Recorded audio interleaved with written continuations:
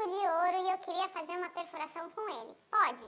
Oi, eu sou a Gisele da Viper Tattoo e no vídeo de hoje eu vou falar sobre os materiais que podem e aqueles que não podem ser utilizados em perfuração inicial. Se você se interessa por esse tema, já se inscreve aqui no canal, tem muita gente que assiste os vídeos e que não é inscrito. Gente, me ajuda muito, só você clicar aqui no botãozinho, isso me ajuda demais. E curtiu o vídeo? Deixa aquele like. Bom, vamos começar falando então dos materiais que podem ser utilizados em perfuração inicial, tá? A maioria são metais, mas existem alguns outros materiais também. Os dois primeiros, os dois mais comuns que você vai encontrar em praticamente todos os estúdios de piercing são o aço cirúrgico e o titânio. Porém, existem várias classes de aço cirúrgico e titânio, né?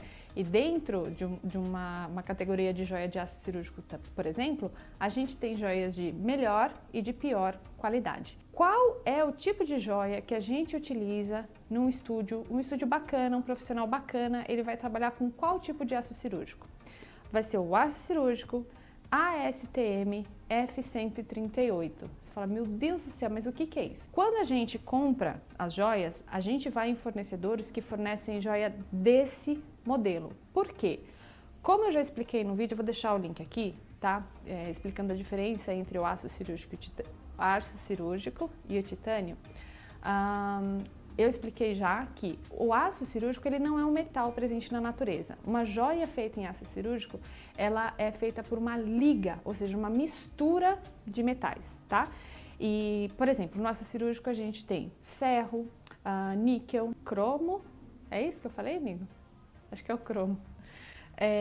Enfim, e podem até ter alguns outros tipos de metais em proporções diferentes, né? Depende da finalidade que aquele aço cirúrgico está sendo usado, porque não é só para piercing que a gente usa aço cirúrgico, né, gente? Então, aquela liga que é a F138, eu sei que ela é super apropriada, foi testada e comprovada que ela é ótima para ser utilizada para piercing, né, para perfuração corporal. Então, um bom body piercer, ele vai trabalhar com esse tipo de material no seu estúdio. A mesma coisa para o titânio, né? A liga de titânio, ela é a ASTM F136. Essas joias, elas têm uma certificação. Eu tenho certeza daquilo que eu estou usando, que eu estou colocando no corpo do meu cliente e eu tenho uma tranquilidade maior.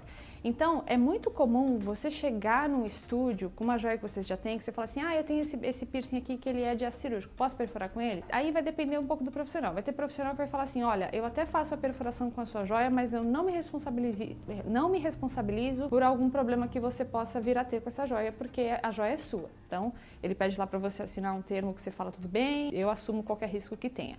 Agora, alguns outros profissionais, eles vão falar, não, eu não faço perfuração com a sua joia, né? Você tem que fazer com a minha. Não é, gente, às vezes porque o cara tá querendo vender a joia dele, é porque ele tá querendo te garantir uma segurança, tá? Que ele sabe que ele tá colocando um material que é biocompatível em você e aí fica todo mundo tranquilo, tá? Então vai depender aí do seu profissional. Então não ache estranho se o seu perfurador corporal falar que ele não aceita fazer perfuração com joia trazida pelo cliente. Bom, então a gente tem o aço cirúrgico e o titânio, tá? São materiais super indicados para perfuração inicial, desde que sejam com aquelas certificações, e são os materiais que você vai encontrar em praticamente qualquer estúdio. Mas além desses, a gente tem outros materiais que são seguros também. Um deles, que muita gente pergunta, é o ouro. Só que, assim como o aço cirúrgico e assim como o titânio, o ouro também tem uma série de variações. Você já deve ter visto ouro 14 quilates, 18 quilates, 24 quilates, tarari, parará, né? Então, assim, tem uma série de tipos de ouro. Quais que são aqueles apropriados para perfuração inicial? Tanto o ouro branco quanto o amarelo, o 14K e o 18K. Às vezes, o seu perfurador tem aquele tipo de ouro no estúdio dele, não é muito comum, mas tem estúdios que trabalham com esse tipo de ouro. E o que costuma acontecer? O cliente, às vezes, ele traz uma joia de ouro de casa, tá? Só que se essa joia não tiver acompanhada de um certificado que ela é 14 ou 18K, pode ser que o seu perfurador também fale, não dá para fazer. E daqui a pouquinho eu já vou explicar por que não. Um outro metal que é bacana também de fazer a perfuração inicial, que ele é super biocompatível, é a platina. Só que qual que é o problema da platina? É um metal muito caro, né? Ele é um metal raro, um metal que tem um custo elevado, e para você achar uma joia em platina que ela tenha o formato adequado para a perfuração inicial, porque tem isso também.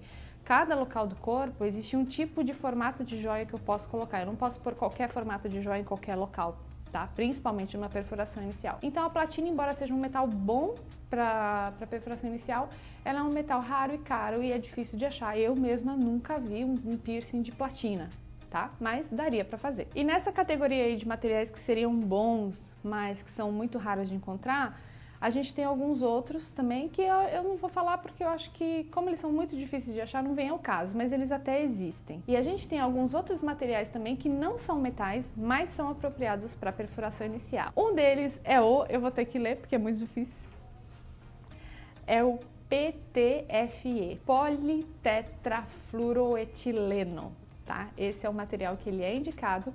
Ele tem um nome dificílimo, que você provavelmente conhece esse metal, que ele é esse material, que ele é o Teflon. Ele é um tipo de plástico, né? E ele é indicado sim para perfuração inicial, é um material super biocompatível, só que ele é difícil de achar, né? Eu não vejo muito por aí joias de Teflon e é meio feio, né? Não tem aquele brilho bacana, tá? Normalmente o pessoal gosta de joias metálicas, então é muito difícil de achar, mas ele é um material biocompatível.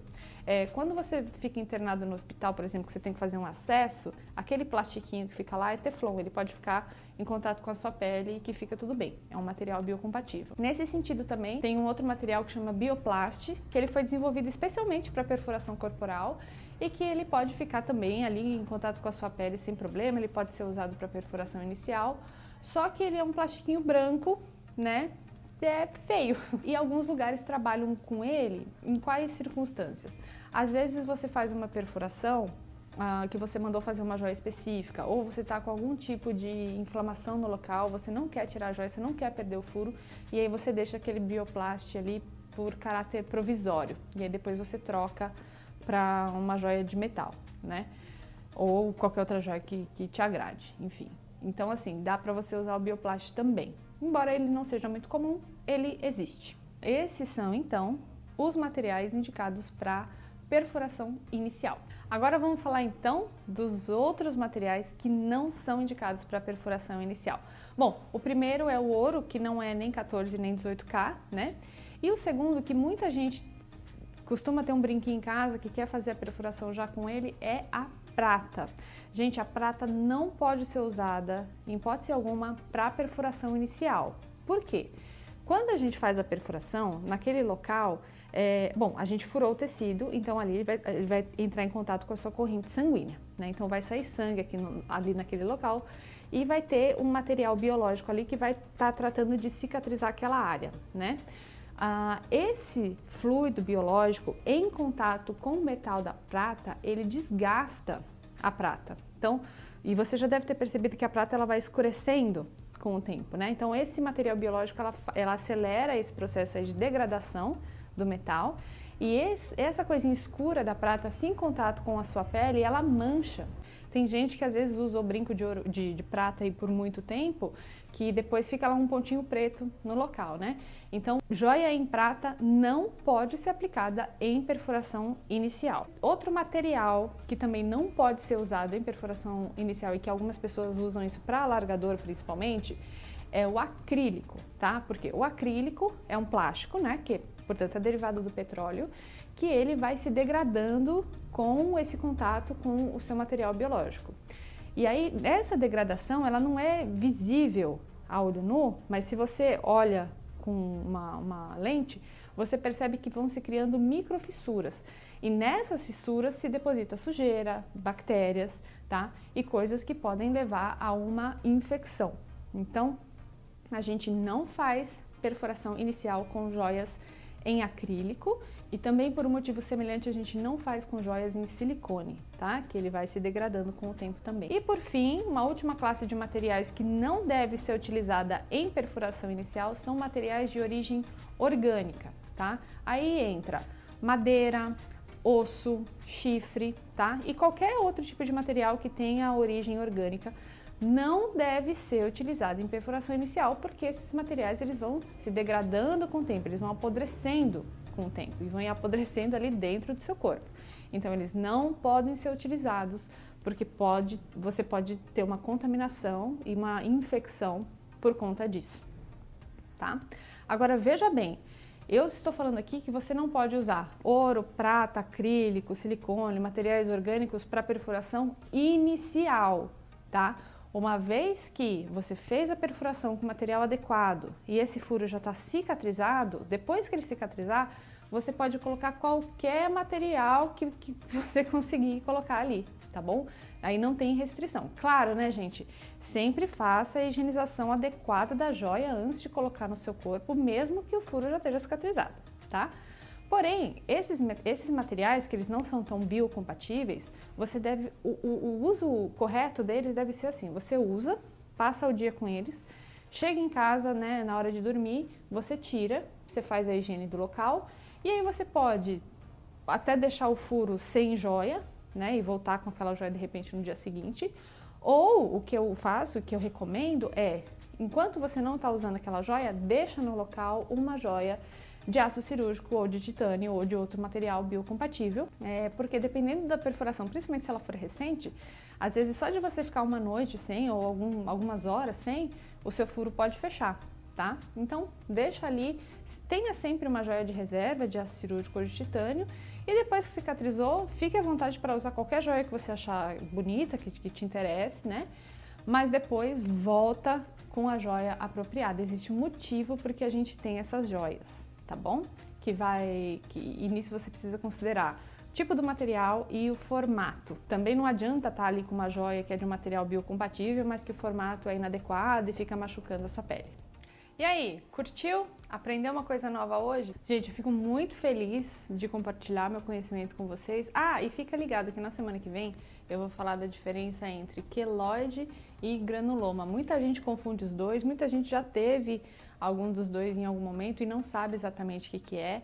Então, ó, para você não perder, já se inscreve aqui no canal, já ativa o sininho que assim que lançar vai aparecer aí no seu YouTube, tá bom? Então, até semana que vem. Muito obrigada por assistir.